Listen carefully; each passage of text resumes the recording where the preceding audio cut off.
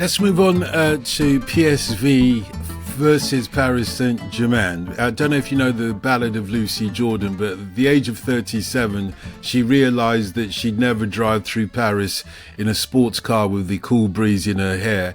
At the age of 111, PSV Eindhoven, they've just driven through Paris with a sports car, right through Paris, and got a draw out of it. Well, I suppose, again, there'll be criticism of Paris Saint-Germain. There's got to be, hasn't there, Andy? Because, you expected more from them. And they had so many pops at goal that you think, no, you must be able to hit the bullseye. They did have a lot of pops at goal. And I think it's a reasonable argument to make that PSV had their dose of luck. Having said that, the only goal that PSG did get was one from Hakimi, which Walter Benitez kind of managed to dive around, really. And that's where PSG were having pops from distance a lot of the time. And if you're PSV Eindhoven and if you're Peter Bosz, you've got to be pretty happy with that. I mean, I think talking about him as a coach who, was no stranger to a hiding from PSG when he was in charge of Lyon, and he's not the only Lyon coach in that category, of course. I think it's a really gratifying result for him, because if you look at, well, really the whole image of him before he turned up at PSV, and he's not a young coach anymore. He's taken charge of a lot of clubs of substance: Ajax, Dortmund, Leverkusen, Lyon, and it's been the same story pretty much anywhere. And of course, there's that famous quote from him we've gone back to before, and I'm sure we'll go back to again, when he was at Dortmund, when he was asked, "Have you got a plan B?" And he said, "No, the plan B is to do plan A better." And it makes me laugh every time as well. Me too. I love it. And I just the sheer pig-headedness of it is right up my street. And then he goes to PSV at a time where it should be really difficult for them to win the league, because Ajax, we know, have financial might from getting to the semi-final of the Champions League, from selling a load of big players. They should have been in a position to dominate. Then Feyenoord and Arne Slot come out of nowhere. And then Peter Bosz does his thing. And last year, bear in mind that Arne Slot stayed on for an extra year rather than taking a Premier League job. Well, maybe he knew the Liverpool job was around the corner. I doubt it, but he kind of backed himself to get a bigger job than the ones he was being offered in the Premier League. And he stayed because he thought, the Ajax are in a state, we can repeat, we can go and win the Eredivisie again. And then here comes Bosz and PSV Eindhoven, and they win the first 17 games of the season last year. And so in any normal season, last season, Arne Slot and Feyenoord win the league. There's no doubt about that. But PSV are just so incredibly good. And we're talking about a team that, lose players left and right. That is a financial reality of Dutch football these days. But what he's built, the way they've played, the way that, talking about doing the same thing over and over again, when they have had those knockbacks, and, I always think of right at the beginning of last season, where first game of the Champions League, Arsenal's return to the Champions League, of course, Nicky, and they go to the Emirates and they're absolutely hammered and they're done by half time. And there's no overreaction to it. They just keep doing what they're doing. And you could say the same about the first game in the Champions League this time, when, as we were saying earlier, they were hammered flat by Juventus, like 3-1, enormously flattered PSV. But there's no overreaction to that. And they find a way to regroup, to go at it again. And of course, talking of the domestic side of it, 9 wins in a row to start the season. They're doing it all over again. And I don't know, there's a huge part of me that's really pleased for him.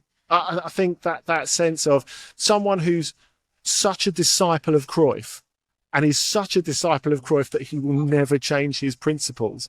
And finally, at quite an advanced stage of his coaching career, is bearing fruit for him. It's an amazing story. So the Arsenal game's actually an interesting moment in that, for once after that game, I believe Peter Bosz actually suggested he might be willing to adapt a tiny bit. He's because he was talking in the quotes after that game, I remember him saying, I was wondering, I was trying to understand what went wrong for us because we were getting forward so well, we were getting players into the box, we were doing things we wanted to do, but obviously they then just took us apart and scored all those goals. And he was saying, well, I was watching what Arsenal do, and even though they do the same thing as us, they get those players forward, they're also getting 10 men back behind the ball afterwards. They're showing that ability to do both. And so at least philosophically, he was willing to acknowledge that there are ways of perhaps not sacrificing that principle of being an attacking team and keeping some of that. Who knows? Maybe some of that fed into some of the more circumspect play against PSG, because this was a weird game. I thought, because if you look at the numbers, you would think that PSG were extremely unlucky not to win the game. They had a lot of shots, but it didn't feel like that to me, actually. It felt like, and that's partly there's two sides to that story. I think part of that does still speak to what PSG are going through, and the fact that they lost a player who scored 40% of their goals and haven't really fully, shockingly, haven't got an instant replacement for Kylian Mbappe. But I didn't feel like this was a game that despite the disparity in shots, I don't know, I feel like the draw flatters PSV. I think it felt like it was about the right result. Well, yeah, we shouldn't get ahead of ourselves, should we, Andy? Because at the end of the day, yeah, PSV have done really well in the domestic league, not losing a game all season. But in this draw, PSV versus PSG, the draw against PSG is as good as they've gotten in this Champions League. They haven't won a game yet. Realistically, how far can they go? Well, I think it's something. This result is really something to build on, isn't it? Because, as Nicky says, they were really thought of as just cannon fodder, really turning up in Paris. Especially when you look at those away games at Juventus and Arsenal last season, which, at least part of that is just due to an economic gap that you can't bridge in the modern game. But I think the way that I think they boxed really smart in this game. I think they did collectively defend really well. I think that little bit of quality that Noah Lang scored for the goals, obviously important. But I think this is really something to build on. And when we were talking about the length of the group stage format, like 2 points after 3 games, especially when you considered they've had to go to Juventus and to Paris, it's not that bad. It's really not that bad.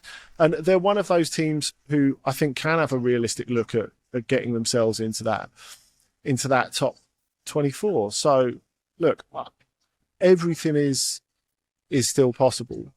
Am I ready to apologise to Peter Bosz for criticising him when he was at Lyon? No, absolutely not. I don't think I ever will be.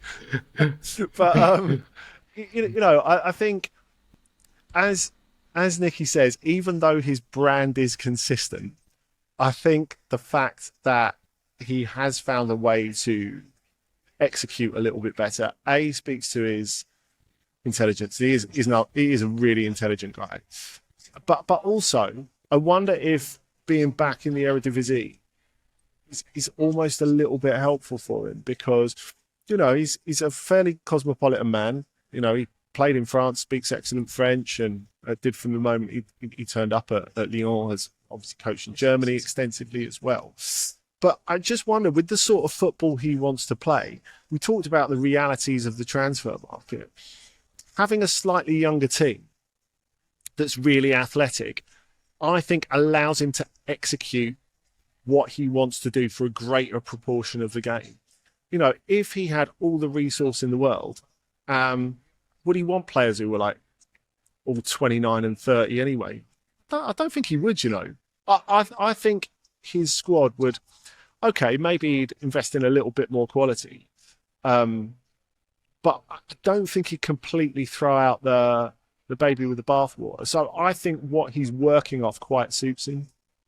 It's always that thing, isn't there? The same in any job, but there's this marriage between types of workers and clubs and professional situations, and it does feel like him and the president Marcel Brands just see eye to eye on what they're trying to do. Brands has been pretty clear since he took over there, obviously coming from Everton, that we're not going to be a team that relies on the Champions League budget when we do our budgeting. We're going to plan to be a club that is not yo-yoing and that doesn't assume that money is always going to be there and make our decisions accordingly. And so you have a team that has a lot of academy players in it. We were talking about Barcelona and La Masia in earlier, but look, Johan Bakayoko, obviously one of the best players in this team, coming through the PSV academy, but others starting in the game as well, Mario Junior, and I know that Ledesma came off the bench as well, and Babadi, that they are a team that uses that academy and is getting the most out of it. And perhaps there is something in... I've always thought the more rigid coach, it's not impossible because there are examples at the top level, and Antonio Conte, perhaps one that comes straight to mind. The more rigid coach struggles more with the superstars, because the superstars don't always want to listen to a rigid coach. But someone who's come through the academy and who can see your record and see you've been places in Europe and worked in higher profile jobs probably is going to be more willing to listen to you and think, okay, this is someone who's got something to tell me. So I think that rigidity plays differently in different contexts, and maybe this is just the right one.